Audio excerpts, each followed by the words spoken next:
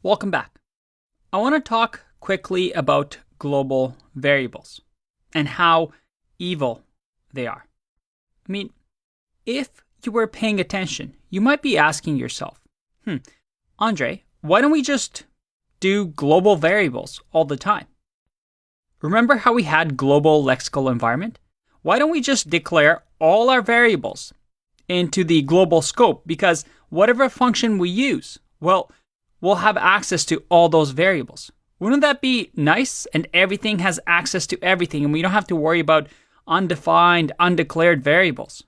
Instead of having something like previously where we have these weird scope chains. Doesn't that make our code more complex? Harder to understand? Well, there's a few issues with what we call polluting the global namespace. Having too much data on our global execution environment.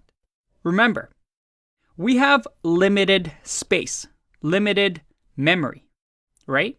And we talked about how memory leaks happen when we just have too much stuff in our memory heap, that eventually it just overflows, making things slower and slower and slower until our browsers crash. And one of the main ways that we do that is with global variables. But now you're thinking, well, I'm only going to declare a few variables. I'm not going to just have so many that I'm going to completely crash the web browser. Well, there's another issue here with global variables and why we want to avoid or minimize our use of global variables. Let's have a look at an example. You see, the issue with global variables is that we can have variable collisions. For example, imagine if we had multiple scripts here, which, as our applications get larger and larger, we have more than just one JavaScript file, right? And let's say we have in here a variable z that equals to 1. We have a variable zz that equals to 2. Oh, make sure I can spell here. And let's say we have variable zz equals to 3. And let's just add another one. Let's say 4. We don't need this script for now. And you know what? This one, I'm going to leave it at z, and let's say 10,000. I'm going to save, and I'm going to refresh. All right, I've refreshed the page.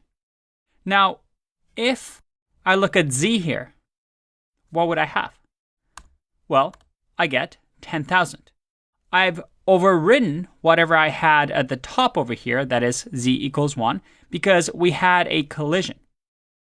And the way this works is that in the HTML file, all these script tags get combined essentially into one execution context, right? So everything gets bunched up together. Everything is on the global execution context, and they override each other if there's any duplicates. So this creates a lot of possible bugs where we write different variables, and maybe we think we're being safe here, but somebody on another file overwrites one of our super secret important variables. So how do we solve this issue? And we have an entire section on this topic, on the idea of modules, but I want to scratch the surface here in the next video when it comes to scopes, and that is how we use what we know now about scope and scope chains to avoid the issue of global variables. I'll see you in the next video. Bye-bye.